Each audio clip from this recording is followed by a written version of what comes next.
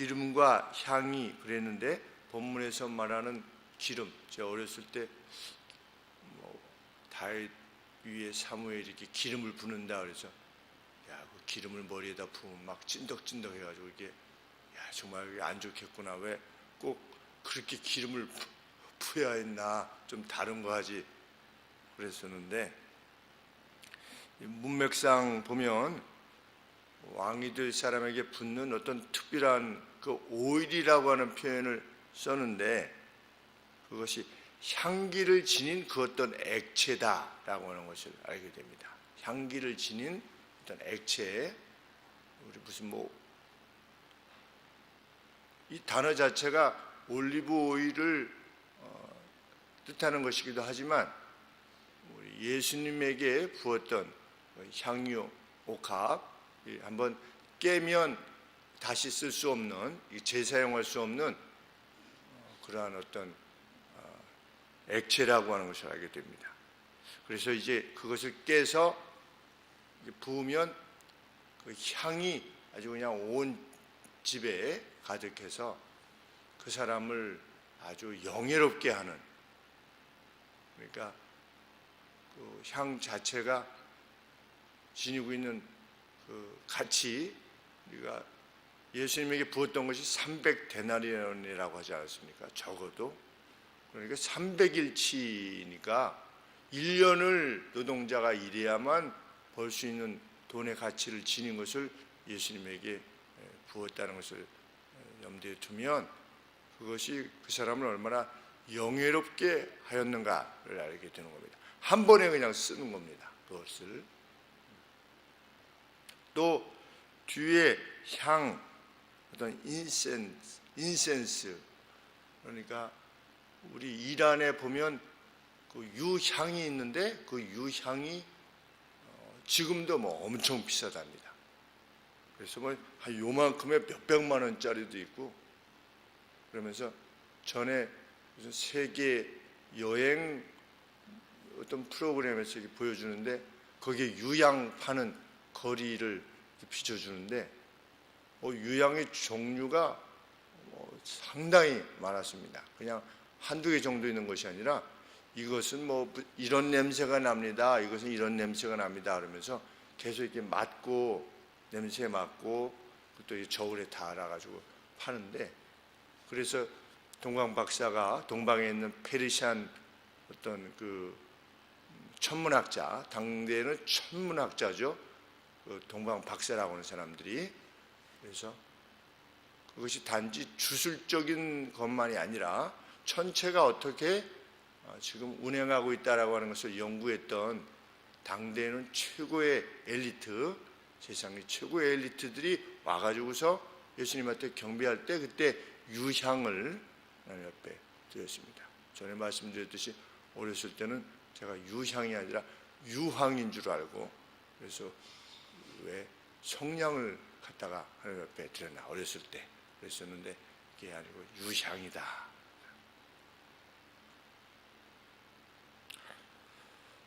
이런 기름과 향이 사람의 마음을 즐겁게 하니, 왜 사람의 마음을 즐겁게 하겠습니까?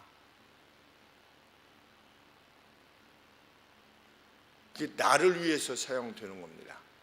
우리 결혼식 보면, 결혼식에 모든 사람들의 총체적인 노력과 어떤 축하, 이것이 누구에게 쏠리는가? 그 신부에게 쏠리죠.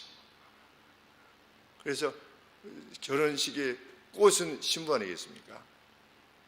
그러니까 신부가 그 결혼식을 일생을 이렇게 기억하면서 이제 결혼식에 드레스를 고를 때 아주 신중에 신중을 기해서 구하는 이유가 그거 아니겠습니까?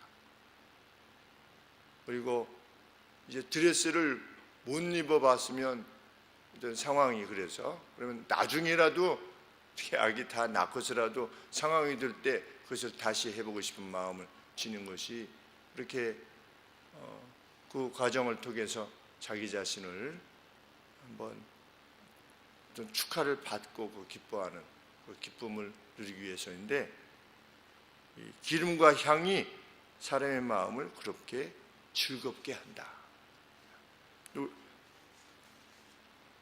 그런데 잠언 기자는 영혼으로부터 나오는 그 누구의 권원이 권해주는 어떤 그 카운슬이 바로 그렇게 친구의 마음을 기쁘게 해줄 수 있다. 기름을 붓듯이 비싼 유향을 태워서 누구의 마음을 기뻐하는 것처럼 한 사람의 어떤 좋은 권원, 이것이 그 상대의 마음을 그렇게 기쁘게 할 수 있다. 우리도 과거 그 누군가 우리에게 전해주었던 권원, 그것을 기억만 해도 마음의 기쁨이 되지 않습니까? 그것이 칭찬이든 꾸짖는 것이든 둘 다 그렇게 오랫동안 기억되어 줍니다.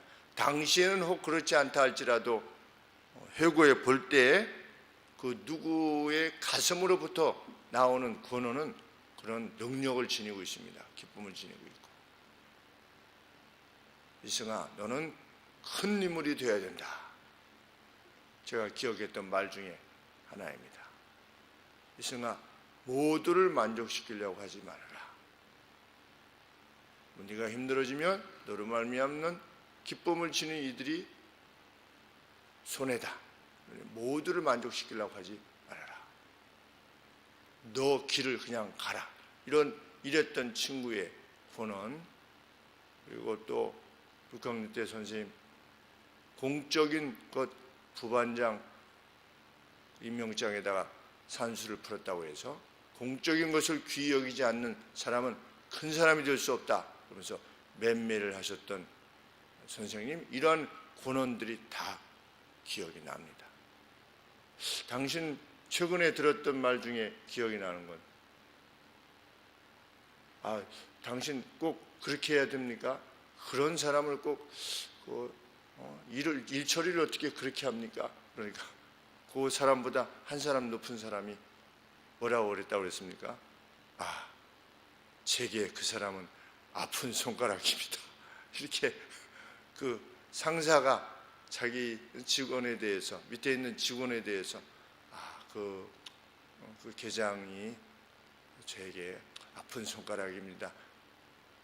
이 말을 들었을 때 막 이 계장이 일 처리하는 것 때문에 막 힘들어했던 목사님이 아픈 손가락. 자기도 그 이제 지금 같이 성장케 하는 그 부목사님이 이렇게 자기에게도 아픈 손가락이었는데 여기도 아픈 손가락인데 그 얘기를 딱 들었을 때 자기도 그렇지 이런 생각하니까 그 금융기관에 그 일 처리를 못해서 자기가 막 이렇게 저렇게 고생하는 것이 그냥 싹 없어지더래요. 마음이. 그 더 높은 사람이 아픈 손가락이라고 그렇게 말을 하니까 그런 어떤 그 카운셀이지요. 권원, 누구의 가슴으로부터 나오는 그 한마디의 말, 이것이 아마 이 말도 평생 가게 될 것입니다. 제 말에, 제 마음에. 아버지께서 주신 말씀 중에 전쟁 중에 누가 그 군인 집차를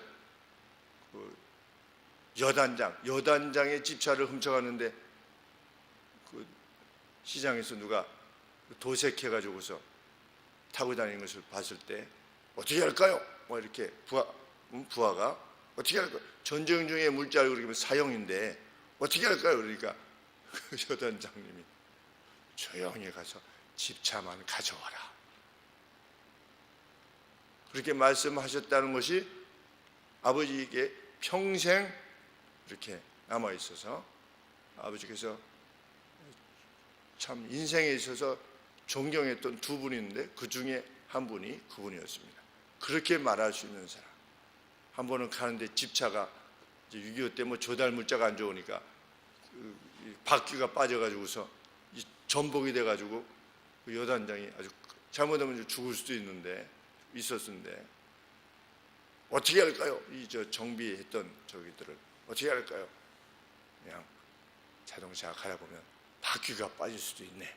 이렇게 하면서 그냥 바퀴가 빠졌다는 건 벌써 수성보에서는 다 알고 있는데 이미 죽었구나 이런 생각을 하지 않았겠습니까? 그런데 그냥 다시 고쳐서 쓰면 된다 이렇게 그런 어떤 그것이 일종의 권언입니다. 권언. 누군가 막 이렇게 괴롭혔을 때 아유 힘드시겠어요. 같이 않고 가야죠. 이렇게 말할 수 있는 것. 그런 말을 들으면 아주 큰 기쁨이 아닐 수 없습니다. 그런 말을 들을 때는 300데나리온 이상의 달콤함을 지니게 되는 것입니다. 참 이런 권언이 우리 자신에게 그러하듯 우리도 누군가에게 권할 때 그 사람이 평생 참 향유 옥합과 같이 그런 기쁨으로 남을 수 있는 그러한 권언이 우리 입술에서 나올 수 있도록 정말 우리의 가슴을 늘 준비하고 내가 행했던 그 어떤 말 때문에 어떤 사람은 평생 가슴에 상처를 안고 살아가는 사람들이 있습니다. 그런데 오히려 거꾸로 그 일을 감당하며 사는 우리 입술이 될 수 있다면 얼마나 복된 인생을 사는 것인가 이런 생각을 해보게 되는 것입니다. 하나님의 말씀이 참 감사하고 은혜로운 것이라 믿게 됩니다. 기도하겠습니다.